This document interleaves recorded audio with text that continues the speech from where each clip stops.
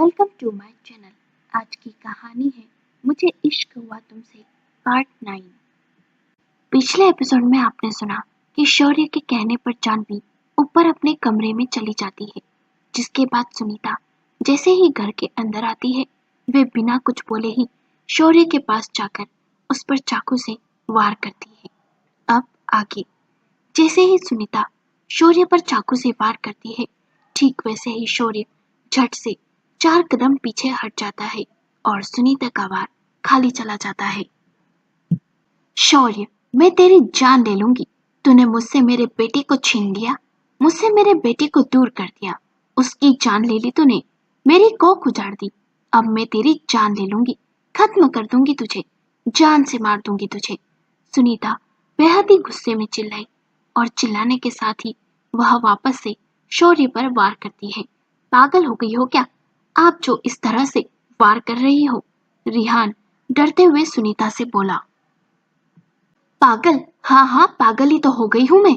आज ये पागल इस लड़के की जान ले लेगी, सुनीता जोरों से हंसते हुए बोली और वापस से जैसे ही शौर्य पर चाकू मारने को हुई, ठीक वैसे ही शौर्य ने उसके हाथ को बीच में ही रोक लिया और अपनी चाची को देखकर बेहद ही गुस्से में चिल्लाया, आपका बेटा जो डिजर्व करता था उसे वही मिला है।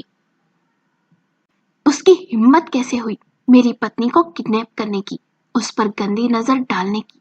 उसने जो गलती की, शौर्य की पत्नी को किडनैप कर उस पर गंदी नजर डालने की, उसके लिए बस एक ही सजा थी। वो सजा सिर्फ और सिर्फ मौत थी, जो उसे मिल चुकी है। तो ये रोना धोना बंद करो और निकलो यहाँ से। मेरे पास इतना समय नहीं जो मैं आपकी फालतू की बकवास सुनते रहूं, इसलिए निकल जाओ यहाँ से, वरना मैं आपके साथ आपकी ही तरह पेश आऊंगा। शौर्य गुस्से में अपने दांत पीसते हुए बोला। तुम इतने पत्थर दिल कैसे हो सकते हो शौर्य, जो एक लड़की के लिए अपने ही भाई की जान ले लो? शान तुम्हारा भाई था, सुनीता चिल्लाकर बोली। और जानवी, जानवी मेरी पत्नी है, और जो कोई भी मेरी जानवी के साथ गलत करने की या उसे चोट पहुंचाने की कोशिश करेगा, शौर्य उसकी जान ले लेगा, छोड़ेगा नहीं यह शौर्य उसे। शौर्य बेहद ही गुस्से में चिल्लाया, तूने मेरे बेटे को मारा है, अब मैं तुझे मार दूंगी। इतना बोलकर जैसे ही सुनीता वापस से शौर्य पर वार करती है, ठीक वैसे ही शौर्य वापस से उसका हाथ हवा में ही रोक देता है और अपने गार्ड को आवाज लगाकर जोर से चिल्लाता है। शौर्य की गुस्से से भरी बात सुनकर जल्दी से गार्ड आकर शौर्य के सामने सर झुकाकर खड़े हो जाते हैं। ले जाओ इन्हें और पुलिस के हवाले कर दो, ये वही डिजर्व करती है। शौर्य गुस्से में चिल्लाया। नहीं, तुम ऐसा नहीं कर सकते हो शौर्य, तुम ऐसा और नहीं कर सकते हो। छोड़ो मुझे, मैं इसकी जान ले लूंगी, छोड़ो मुझे, सुनीता चिल्लाते रहती है। मगर गार्ड उसे बाहर ले जाते हैं। तो ठीक है, रिहान शौर्य के कंधे पर अपना एक हाथ रखकर बोला। इतना बोलकर शौर्य हाँ में सर हिलाता है और अपने कमरे की तरफ बढ़ जाता है। रिहान भी गहरी सांस लेकर ऊपर अपने कमरे में चला जाता है। जानवी अपने कमरे में बेड पर बैठी किसी सोच में गुम होती है और उसे देखकर साफ पता चल रहा था जैसे वो अपनी सोच में कितना ज्यादा खो गई। जानवी अभी अपनी सोच में गुम ही थी, उतने में ही उसे महसूस होता है जैसे उसके कंधे पर किसी का हाथ रखा और उस हाथ की गर्माहट फील कर जानवी अपनी सोच से बाहर आती है और बिना नजरें उठाए ही बोल पड़ी, क्या आप ठीक हो? हाँ मैं ठीक हूँ, पर तुम्हें ऐसा क्यों लगा जैसे मैं ठीक नहीं हूँ? शौर्य जानवी के पास बैठते हुए ही बोला, नहीं, बस हमें लगा इसलिए हमने पूछ लिया। वैसे रात बहुत हो रही है, चलिए हम सो जाते हैं। इतना बोलकर जानवी लेट जाती है। शौर्य भी अपने कपड़े बदलकर जानवी के पास आकर लेट जाता है। जानवी भी धीरे से शौर्य के करीब जाकर उसकी बाहों में खुद को छोड़ देती है, तो शौर्य भी प्यार से उसे अपनी बाहों में भर लेता है और वो दोनों एक दूसरे को हक कर सो जाते हैं। अगली सुबह शौर्य नाश्ता कर रिहान के साथ अपने ऑफिस चला जाता है। जैसे ही शौर्य अपने ऑफिस आता है, केबिन में जाता है, उसे अपने टेबल पर एक फाइल मिलती है। उस फाइल को देखकर शौर्य की नजर उस फाइल पर ही जम जाती है और वो उस फाइल को खोलकर पढ़ने लगता है। वो फाइल अरुण की थी, जिस पर उसकी डिटेल लिखी हुई थी। उस डिटेल को पढ़कर शौर्य के होठों पर डेविल स्माइल आ जाती है और वो अपने असिस्टेंट रोहन को कॉल लगाकर केबिन में बुलाता है। बॉस, आपने मुझे बुलाया? रोहन अंदर आकर बोला। हाँ, बैठो। शौर्य सामने चेयर की तरफ इशारा करते हुए बोला। सुना है इलेक्शन होने वाले हैं और मंत्री अपने चुनाव के लिए बिजनेसमैनों से और भी कुछ लोगों से फंड मांग रहा है ताकि वो इलेक्शन जीत सके। जी बॉस, मैंने भी सुना है उसे अपने चुनाव के लिए फंड की जरूरत है ताकि वो जीत सके। और मैंने सुना है बहुत सारे लोग उसे पैसों से सपोर्ट कर रहे हैं। रोहन शौर्य से बोला। ठीक है, सारी जगह ये बात फैला दो, कोई भी उस मंत्री को सपोर्ट ना करे। अगर फिर भी कोई उसे सपोर्ट करता है तो शौर्य गोयल का सामना करने के लिए तैयार रहना। शौर्य बिना किसी भाव के ही बोला। ठीक है बॉस, काम हो जाएगा। रोहन हाँ में सर हिलाकर बोला। और अरुण की क्या खबर है? शौर्य सीरियस होकर बोला। साथ ही अरुण का नाम लेते ही उसकी आंखें गुस्से से भर जाती है। सुना है अरुण इस समय इंडिया से बाहर दुबई गया हुआ है और वहां पर उसने किसी लड़की से सगाई कर ली है और वो उसी लड़की के साथ एंजॉय कर रहा है। रोहन सच बताते हुए बोला। उसे इंडिया वापस बुलाओ और जैसे ही वो इंडिया आए तुम्हें पता है ना उसके साथ क्या करना है। शौर्य अपनी गंभीर आवाज में बोला। ओके बॉस, काम हो जाएगा। सॉरी, दोनों काम हो जाएंगे और जल्द ही आपको रिजल्ट भी मिल जाएगा। इतना बोलकर रोहन वहां से चला जाता है। रोहन के वहां से जाते ही शौर्य खुद से बोल पड़ा। मैं अब कोई भी रिस्क नहीं ले सकता हूँ, ना ही हमारे दुश्मनों को बाहर खुला छोड़ सकता हूँ। इसलिए मैंने अपने दुश्मनों का सफाया तो कर दिया। जान, अब तुम्हारे दुश्मनों की बारी है। प्रॉमिस, मैं बहुत जल्द ही उन दोनों बाप बेटे को इस दुनिया से विदा कर दूंगा। कल की सुबह उस मंत्री की अपने कैरियर की आखिरी सुबह होगी। और रही बात उस अरुण की, तो उसे इतनी आसान मौत नहीं मिलेगी। उसने तुम पर अपनी गंदी नजर को डाला है। उसकी सजा ये शौर्य उसे देकर रहेगा। गोयल विला जानवी अपने कमरे में ही बैठी हुई थी। तभी वहां पर रिया आ जाती है और वहां पर आते ही वो जानवी से बोल पड़ी। जानवी, क्या तुझे कुछ खाने का मन नहीं कर रहा है? नहीं, अभी तो नहीं, जानवी मुस्कुराकर बोली। क्या सच में खाने का मन नहीं कर रहा है? क्या सच में खाने का मन नहीं कर रहा है? मगर मैंने तो सुना है कि प्रेगनेंसी में काफी कुछ खाने का मन करता है, तो तुम्हें कुछ चटपटा नहीं खाना?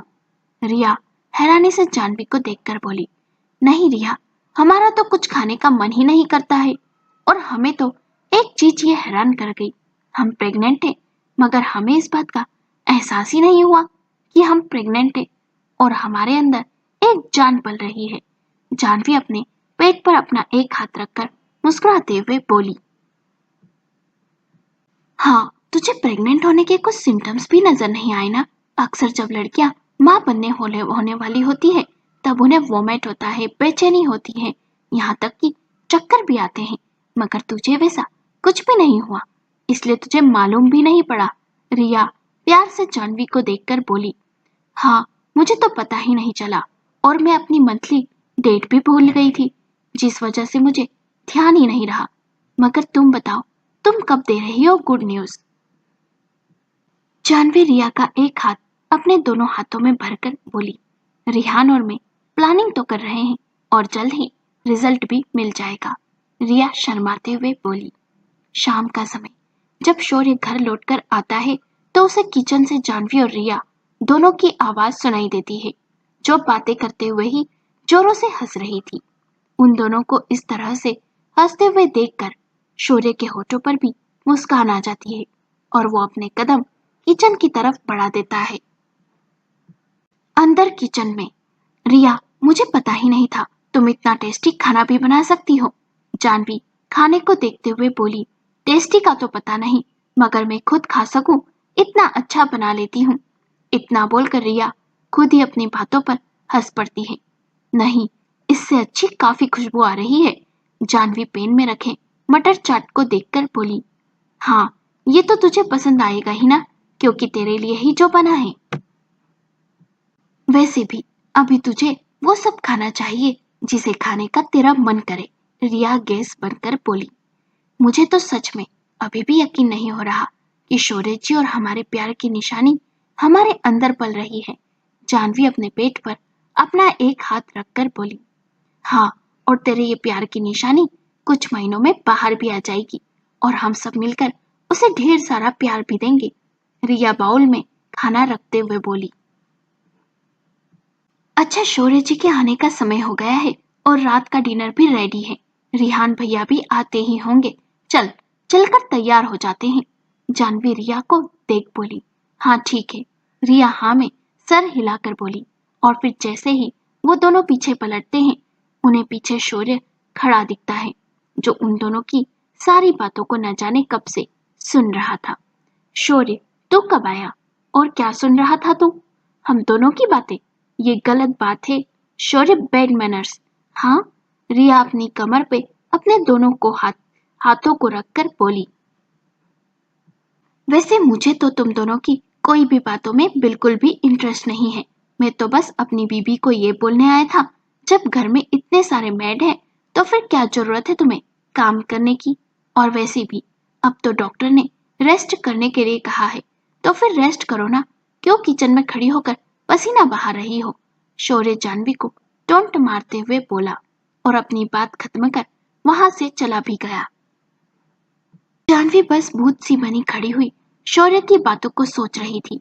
उसे ऐसा लग रहा था कहीं उसने शौर्य को निराश तो नहीं कर दिया, जिस वजह से शौर्य नाराज हो गया हो।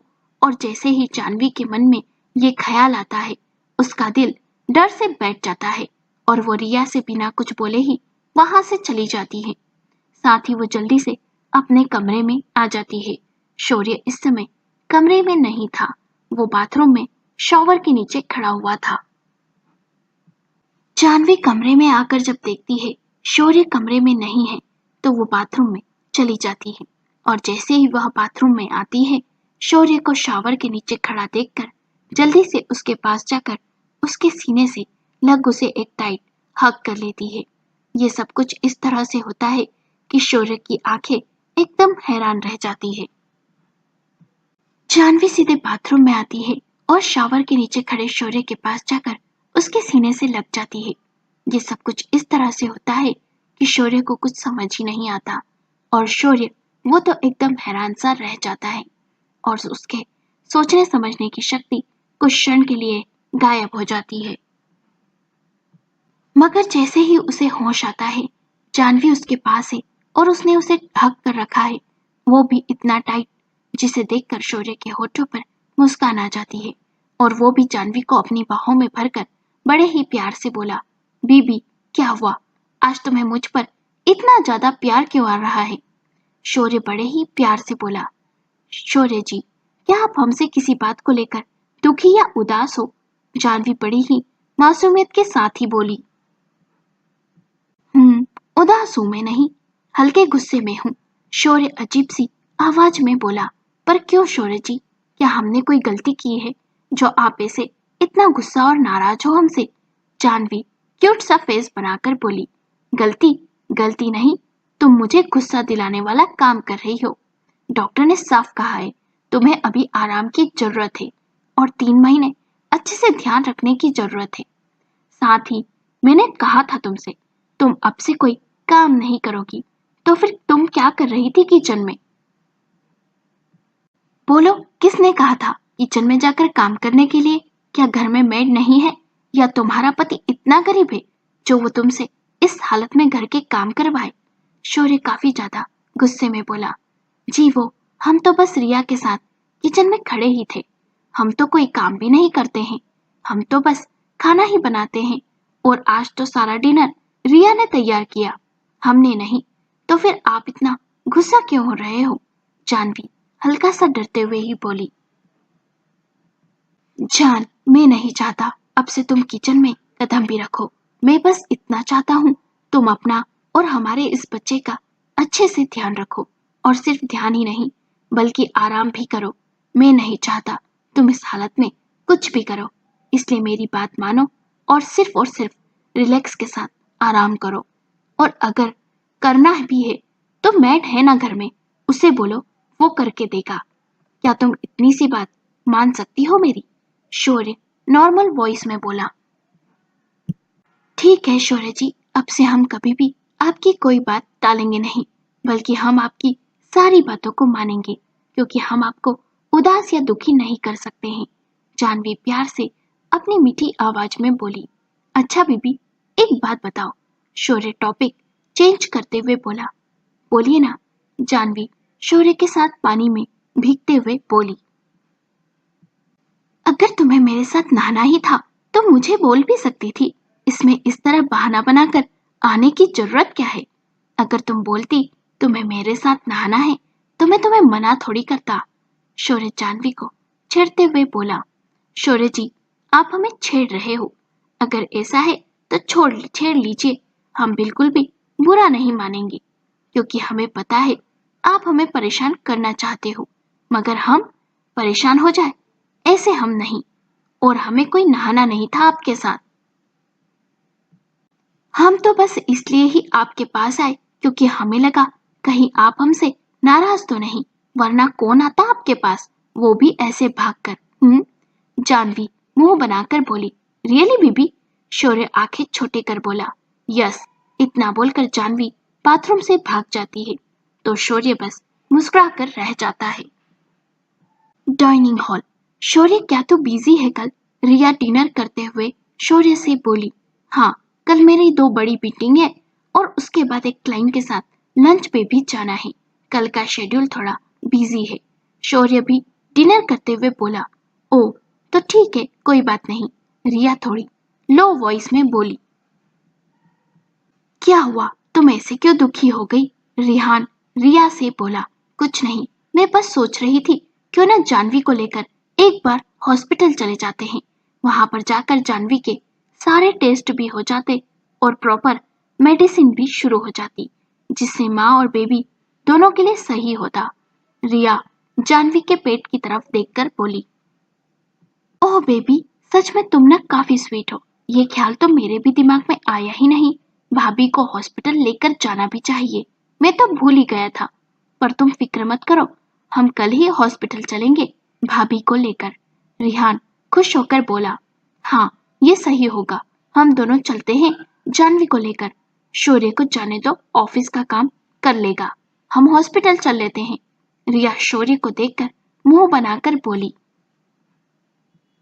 पर मैंने तो अपॉइंटमेंट ले ली है डॉक्टर से पहले ही।